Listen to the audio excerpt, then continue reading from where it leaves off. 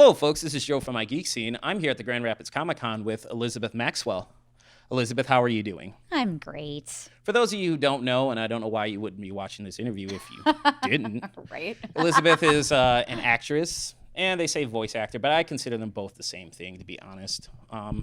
Her character, she's known as roles from Midnight from My Hero Academia, Ymir from Attack on Titan, and lately in the video game world, Urbosa from Legend of Zelda: Breath of the Wild. So normally when I ask voice actors, when I start off the interview, I usually ask them, like, what was their first exposure to anime, but I know that yours was Ghost in the Shell. Mm-hmm. So I'll start off with a different question. Why was Escaflowne a significant show for you? Oh, gosh. I think it was a lot of things. I think it was partially like the age at which I watched it. Like it wasn't the first anime that I ever watched, but it was in the first 5. Okay. And I love fantasy. I've always been a huge reader of fantasy novels. Escaflowne kind of like combines like really great elements of sci-fi with fantasy. And I've always been very attracted to like those like epic fantasy stories with like huge what's the word I'm looking for, when there's like great risk and great loss possible and huge stakes. That's what I'm looking for, like really big stakes. I've not seen that show. Oh, it's Forgive so me. good. It's older, but I think it holds up so well. And it's very dramatic, and I like really dramatic animes. So, thoughts on season 2 of Attack on Titan, since Ymir played a big role in it? Yeah. I thought it was pretty groundbreaking, honestly. I didn't see it coming because I didn't read the manga prior to watching the show. Yeah. I mean, it was a big surprise. Most people did not expect her to be a Titan unless they read ahead in the manga.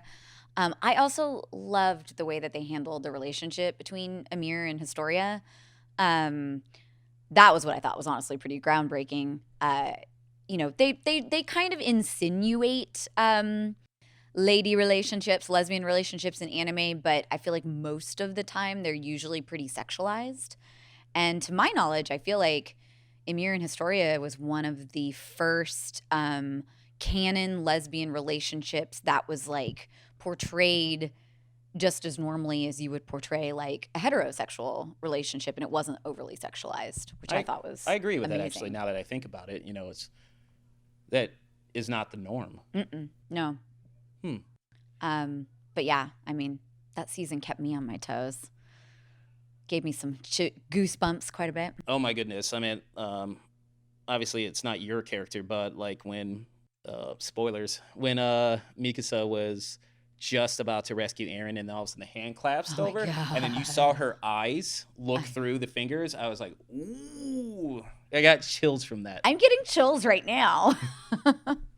I do have a fan question from one of my fans. Yeah. For you about Persona 5. Mm-hmm. Favorite aspect of Sai Nijima's character / Shadow? I really empathized with Sai. One of her biggest struggles is that she's basically trying to make her mark in a world that's dominated by men. And that is very hard for women to advance. And, her and I have a lot of personality similarities. We're both very type A. We're both very, like, when we set out to get a job done, we get that goddamn job done. So I actually really empathized with her quite a bit.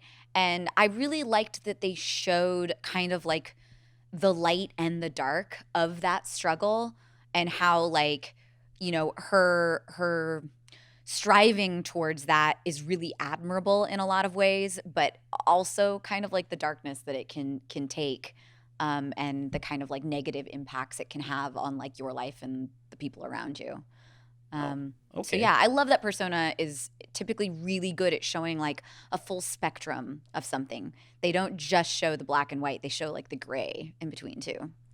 Okay. Now, prior to this interview, I mentioned to you, because of all the research I do and because I was doing research on you, I found out about Camp Camp. So thank you for that show. The thing that I liked about Camp Camp, well, besides the fact that it's absolutely not for kids, is the continuity in the episodes. Mm-hmm. Like, spoilers again, like earlier on when Nikki went to like they went to a regular town and she started getting sicker and sicker. And then later on, when they actually went to the big city, she had a bag of dirt with her.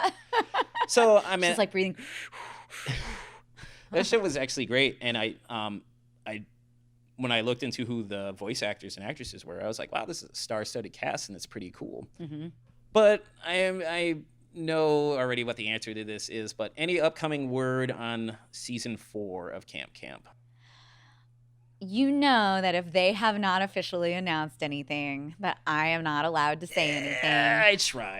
I will say, and genuinely, I don't actually know, but my best personal guess is that I'm crossing my fingers we are going to get another season, because the show has been really well received and really popular.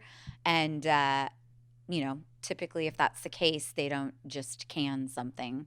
But yeah, I love the writing on that show. That's and great. I love that, like you said, there are just these little details that are so well thought out and so funny when you catch them. Oh my God, Tabby with 2 eyes, and then when she shows up later and you know what happens, she doesn't say that the first time again. No. So I couldn't find a copy of Time of the Fairies Afterlight by Joseph Corsentino. Mm-hmm. Could you tell me about the book and your character? Yeah. So Joseph is one of my best friends, actually. He's a fantasy photographer. He's an excellent photographer. Isn't he? Yeah, he's really good. Photoshop wizard. But also he just like takes the best photos of me ever. So he's a fantasy photographer, but he's also like a world builder, and he created an entire universe called Time of the Fairies. And all the characters in his photography are characters from the universe. And we decided at a certain point it was time to like actually put these characters in a narrative form. Mm-hmm. And so Afterlight is a photography-based graphic novel that tells the story of a Nephilim named Halion. Aren't those angels? Is that another word for angel? Yes. Nephilim are a little bit different. You kind of have to read the I couldn't find a copy graphic of it. novel. Otherwise, I would have read that. Fair enough. I think he has it on Etsy Oh, does he? right Okay. now. Yeah. But it basically shows a world in which the angels have actually kind of come to dominate humanity. And one of them kind of realizes that maybe what's going on with her order isn't actually right. And kind of shows like her struggle to kind of like save humanity from the reign of the Nephilim, and may or may not deal with the end of the world. Okay. Fair enough. I actually now that we've done talking I play Halion, if that wasn't obvious. Now, actually, I wanted to go into more of your personal side, Mm-hmm. learning things about you. You mentioned that you're a fan of cyberpunk and sci-fi. Favorite examples of sci-fi? I mean, not sci-fi, of cyberpunk besides Ghost in the Shell. Ooh, that's a hard one. I'm totally, oh God damn it. I'm totally blanking on the name. I just finished reading the book that they kind of say that cyberpunk is based on it. The Electric Sheep Dream or something like that by Philip K. Dick. No, although that's amazing as well. I'm just going to stop my train of thought because I don't know if I'm going to come up with the book name, and I don't want to waste the time. I also, this isn't cyberpunk as much, but one of the first sci-fi books that really like changed my world was Ender's Game Okay. by Orson Scott Card. That book kind of blew my mind open. What else? I mean, who doesn't love my brain's not fully awake. Sorry, guys. I didn't sleep very well last night. Neither did I. The movie that came out with the glowing racer cars and Tron? Yes. Thank Okay. you. Why could I not think of that? Yeah. I was hoping you weren't hitting me with something I don't know. I'm like, oh no, I have nothing to give. No, I mean, to be perfectly honest, I am way more familiar with sci-fi and fantasy than cyberpunk specifically Fair enough. as a genre. But yeah. So why is Luca from Chrono Trigger one of your favorite video game characters? Well, I think it's one of the greatest video games ever made, to begin with. But I played Chrono Trigger when I was pretty young, and I was a huge geek growing up. And I didn't have it as bad as some kids, but I was teased quite a bit because I read a lot, and I think my vocabulary was pretty advanced for my age. And like kids would call me the human dictionary. And I have to roll my eyes, not at you per se, but just that whole mentality. yeah. But Luca was actually one of the first characters that I encountered in genres that I liked that was like super, super smart and really cool. And I remember thinking like, well, if Luca's cool, then surely that means I'm cool too, right?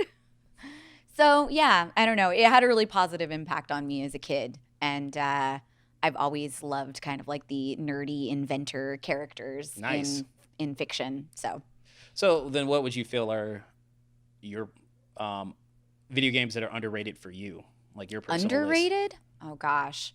I feel like most of the ones that I like are pretty well established as like big ones in the field. I've always been a huge early Final Fantasy fan. Not that I Okay. don't like the later ones, but the earlier ones tend to be my favorite. 3 is probably my favorite of all time. The one with Celis and Terra and Locke.